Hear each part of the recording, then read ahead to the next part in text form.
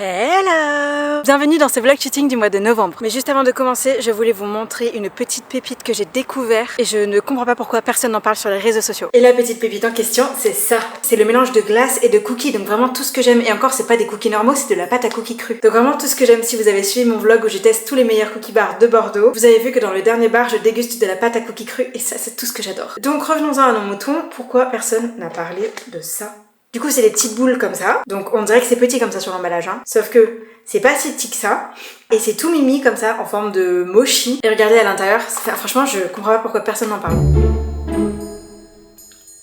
C'est de la pâte à cookies crue qui entoure une boule de glace. Et ça existe en plein de parfums. Ça existe en parfum chocolat, caramel, fraise et vanille bien sûr. Et celui-là c'est vanille et c'est trop bon. Sur 10 je mettrais un bon 8. Bref, ce mois-ci on shoot avec Guillaume alias Eyes of Belga. C'est un photographe spécialisé dans le portrait avec lequel j'avais déjà shooté en Irlande. En fait, pour la petite anecdote, on était en Irlande au même moment mais on le savait pas. Et c'est juste en regardant les stories des uns et des autres qu'on a découvert que lui aussi il y était en même temps que nous. Du coup on s'est dit bon bah vas-y on se capte. On s'est envoyé des messages, on s'est capté et on a shooté dans la pampa en plein milieu de la campagne irlandaise. Il faisait moche, il y avait de la pluie, il y avait du vent, il y avait du mauvais temps, des nuages, bref, l'Irlande quoi. Et vraiment cette anecdote n'a aucun sens mais vraiment c'est hyper drôle. Pour une fois, je n'aurai pas de moodboard à vous présenter pour la simple et bonne raison qu'on a spoté un endroit qui mériterait un moodboard à lui tout seul et qui n'est autre que le stade Matmut Atlantique de Bordeaux. Le stade Matmut Atlantique de Bordeaux, vous allez le voir, c'est un stade dont l'architecture est très particulière avec de longues lignes comme ça, comme vous pouvez le voir juste derrière moi. Et on va essayer de jouer avec ces longues lignes. Ça va être du portrait architectural un petit peu et c'est ça qui est intéressant et j'ai trop hâte de vous montrer le résultat. Bon, il a commencé à pleuvoir donc je me suis réfugiée sous un arbre mais on passe tout de suite au stylisme. J'ai pas eu le temps de faire mon intro chez moi donc pour une fois ce sera directement sur le lieu du shoot et pour le stylisme j'ai dégoté ce superbe manteau à fausse fourrure comme ça. En ce moment le marron c'est hyper tendance, elle est super belle et elle ira parfaitement avec ces petits escarpins brillants Zara que j'ai trouvé et je trouve que c'est des petites pépites. Couleur bordeaux foncé comme ça en plus ça va matcher parfaitement, c'est incroyable. Enfin je les ai vus, j'ai fait oh my god ils sont trop beaux. Trop beau. Avec ceci, je vais utiliser la bague que vous avez vue dans mon vlog à Minorque et je me suis aussi acheté de petites boucles d'oreilles comme ça qui iront parfaitement bien ensemble. Donc voilà ce que ça donne avec les petites boucles d'oreilles, avec la bague et éventuellement avec des petites lunettes qu'on mettra, mais ça c'est à voir, on va voir avec Guillaume ce qu'il préfère. Pour le make-up, je suis partie sur des cils bleus pour aller parfaitement avec le marron de la veste, avec des petites taches de rousseur juste là et une bouche qui à la base devait être nude, mais vous savez que j'ai un problème avec les bouches nude, donc c'est une bouche plutôt foncée mais qui va parfaitement avec le mood global du shoot. En fait c'est un peu style old money au final mais version architecturale avec le stade Matmut Atlantique derrière. Donc voilà, on va voir ce que ça donne et j'ai très hâte de commencer. Ça va bien? Ça va et toi? Oui, une question. T'étais perdu? Déjà, première chose. Et deuxième chose, j'ai une vraie question. Oui. J'espère qu'on peut pas rentrer. Si, mais pas à l'intérieur. Non, mais là, genre, on peut aller... Oui, pas de l'autre côté, derrière. de l'autre côté. Oui. Qu'est-ce que ça t'inspire ce lieu là? En fait, on va faire un truc qui sort un peu du lot de ce que je fais habituellement. Parce que je suis inspiré d'un ami qui s'appelle Adrien, qui est un des photographes meilleurs d'archi de France. Et du coup, il m'a fait des petites leçons cet été en archi, ça m'a inspiré, ça m'a donné envie de faire aussi de l'archi. En fait, ce qui est cool par rapport au portrait, c'est que du coup, maintenant, je suis beaucoup plus attentif aux lignes de manière générale. Et du coup, aujourd'hui, j'avais envie de faire un peu comme il fait exactement lui. C'est pas du tout du portrait à ma sauce comme je fais habituellement. C'est vraiment du portrait architectural. Et on est vraiment sur des lignes, sur des bâtiments. Et en fait, limite, on met plus en valeur les lignes que le sujet même. J'avoue que j'ai un peu d'a priori. Il y a quelques trucs sympas. Il y a deux trucs qui me font dire, ça va être complexe. Ah bon, quoi? Ouais, parce que en fait c'est sympa les barreaux blancs, mais au bout d'un moment c'est très limitant. Il faudra jouer aussi un peu avec le truc au-dessus. Ouais. Le problème c'est que le truc au-dessus, j'aurais besoin d'un grand angle, sauf qu'en archi, les grands angles c'est pas très apprécié. Parce que ça, oui, les lignes sont distordues, ouais. Très chiant à redresser et après à corriger en upright sur Lightroom. Donc on va voir. On va Ok. improviser, je sais pas ce que ça va donner. Ça marche. Avant de commencer le shooting photo, j'aurais quelques questions à te poser. Est-ce que t'es prêt? Oui. Première question à te poser, c'est qu'est-ce que te procure la photographie de portrait? Oh, waouh. Je pense que la première chose, vous savez, ça m'est arrivé une fois, j'ai une histoire à vous raconter. C'est là que j'ai compris ce que ça me faisait le portrait. Une fois, j'étais dans le froid et j'avais oublié ma veste. Et je caillais, mais vraiment sévère, on était dans la neige et tout, je me les caillais. En fait, quand je shootais, j'étais tellement euphorique, tellement heureux, que je vous jure, j'ai pu shooter 1 heure sans la veste, quoi. Dans le froid. Dans le froid, genre il faisait -2, -3, tu vois. Et c'est là que tu te rends compte, en fait, quand t'es tellement dedans et tellement passionné que, en fait, tout ce qui se passe autour de toi... Et ça, c'est une des choses qui me procure le portrait. D'accord. Entre autres. Et après, ce que j'aime beaucoup, c'est la rencontre humaine, déjà, un petit peu. Même si des fois, les humains sont chiants. Mais voilà, la rencontre humaine, c'est ce qui me procure le portrait. Sinon, je prépare le portrait spécifiquement. Oui. Et ce que j'aime beaucoup aussi, ce qui me procure vraiment le portrait, c'est aussi tout ce côté de découvrir des nouvelles choses, des nouveaux horizons. Parce qu'en fait, par rapport à un métier classique, entre guillemets. Donc, par exemple, tu fais je sais pas, menuisier, tu auras souvent un peu les mêmes profils qui vont venir.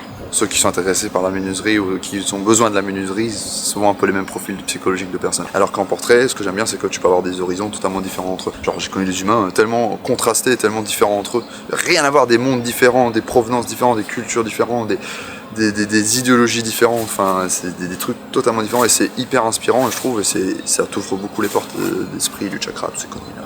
Bref, ça ouvre un monde vraiment très intéressant et c'est aussi pour ça que je fais des portraits principalement. Ok, ma deuxième question ensuite c'est dans quel environnement tu préfères le plus shooter? Dans la nature, vraiment pas de débat. Maintenant si je devais choisir dans la nature un peu spécifiquement, j'aurais dit plutôt tout ce qui est mer, j'aime beaucoup la mer. L'océan. Ouais, j'ai un rapport à l'eau qui est très important, donc je dirais la mer, l'eau de manière générale, et puis après sinon j'aime beaucoup tout ce qui est froid. En fait c'est toujours un rapport à l'eau en fait, dès qu'il y a un truc à rapport avec la glace l'eau, et la mer, c'est de l'eau. Je suis très très fan, c'est vraiment ce que je préfère. Ok, et 13e question à te poser, c'est quelle est ta photo préférée que toi tu aies prise? Il y a un top 10, j'ai pas ma photo préférée, mais j'ai des catégories par contre. Ok. On va dire émotionnel.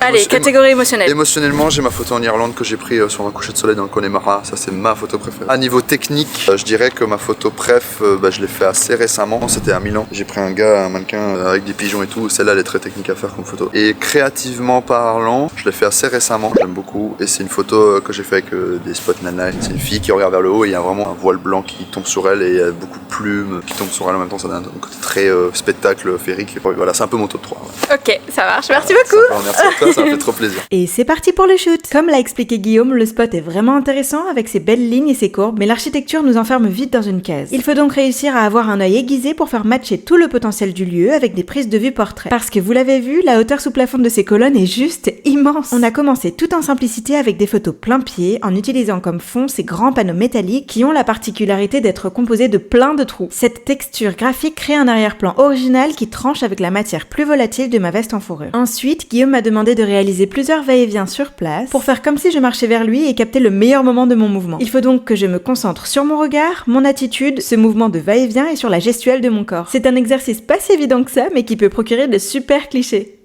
Oui, on aurait bien les mails à l'intérieur, mais bon. Vous les avez, je suis sûr. À tout à l'heure. Bon, spoil alert, on n'est clairement pas rentré à l'intérieur. On a continué le shoot et cette fois-ci, l'objectif était que je me colle au fond. Tout à l'heure, j'en étais un peu détachée, mais cette fois, le but était carrément que je m'y adosse pour réaliser des portraits plus serrés. D'abord, face au décor, puis sur le côté pour jouer avec les perspectives. Et là, il y a la même personne qui passe à côté de nous. Bon, ça se négocie, hein. Ah Non, c'est faux. C'est faux, bien sûr que c'est faux. Ensuite, on s'est progressivement détaché de ces grands panneaux troués pour construire l'image avec ces belles courbes. Guillaume shootait en contre-plongée pour les avoir dans le cadre, et de mon côté, j'essayais de tenir ce que j'appellerais la pose flamant rose pour contrecarrer le volume de ma veste.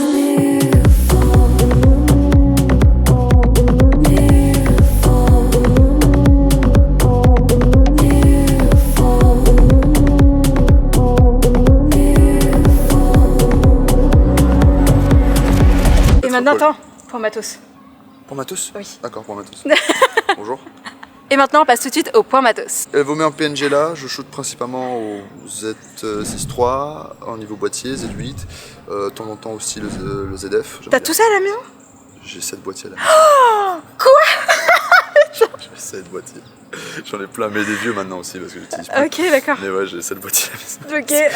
Hier, tu sais, on a failli, la personne me dit t'as pas peur qu'on te vole le boîtier? Je fais, Oh non. mais l'important c'est la carte SD, c'est faut pas voler la carte SD, Oui, ça oui. c'est le plus important. Surtout après 3 jours de shoot, t'as envie de crever si on te vole la Ouais, carte SD. ouais. Au niveau d'optique, principalement, celle que vraiment j'utilise le plus, c'est un 20 mm 1.8 en monture Z bien sûr, le 50 mm 1.8 en monture Z aussi, le 105 mm 2.8 macro en monture Z aussi. De temps en temps, quand j'ai l'occasion de me le faire prêter par Nikon, je pique leur 24-70 2.8 pour faire les événements. De temps en temps, si, le 35 1.8, j'aime bien aussi.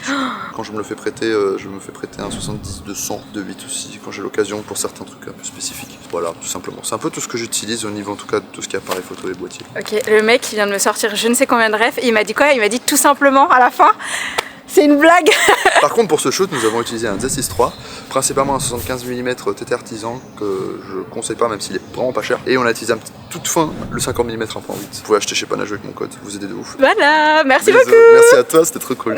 Et bah on rentre à Strasbourg, c'est le temps. Et voilà, on vient de terminer le shooting photo et je vous laisse tout de suite avec les résultats. Et on commence avec cette planche où vous pouvez voir ce qu'on a fait au début du shoot quand on a utilisé les panneaux métalliques comme fond. Franchement, ça rend vraiment pas mal. Puis vous l'avez vu, on s'en est un peu détaché pour jouer avec différentes perspectives et penser à fond les meilleurs angles de ce lieu. Cette retouche au ton bleuté match non seulement avec mes cils bleus, mais fait aussi bien ressortir mon manteau marron. Vous l'avez vu dans le top 3 des photos préférées de Guillaume, très nature. Là, je l'ai complètement sorti de sa zone de confort avec l'archi et il s'en est parfaitement bien sorti. Je n'en doutais d'ailleurs pas une seule seconde. On a ensuite du portrait serré avec ses fameux panneaux troués, un peu de contre-plongée pour faire de la place aux courbes du plafond et aux belles lignes droites qui composent ce lieu. J'aime beaucoup celle de gauche avec ma pose en flamant rose, mais j'avoue que celle de droite me fait aussi de l'œil avec ce bel arrondi juste au-dessus de moi. Mais alors, quand j'ai vu les suivantes, voici mes photos préférées du shoot. Là, on joue vraiment avec les courbes, mon regard est dirigé vers la lumière et fait ressortir un truc en plus par rapport aux autres photos. Une émotion particulière, singulière, vous ne trouvez pas? Avec ce trio de clichés, je trouve que Guillaume a réussi haut la main le défi de mettre en avant et le lieu et le sujet. Vous vous souvenez, avant de shooter, il était sceptique au début et avait des appréhensions. Bon bah voilà, j'ai le plaisir de t'annoncer, Guillaume, que tu es le photographe tout-terrain talentueux que tu penses être. On arrive à la fin de cette vidéo.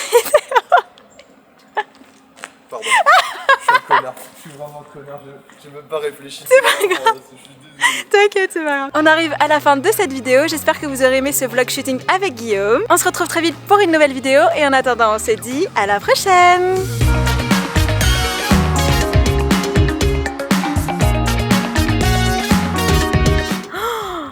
Oh non, il commence à pleuvoir, non. À la prochaine.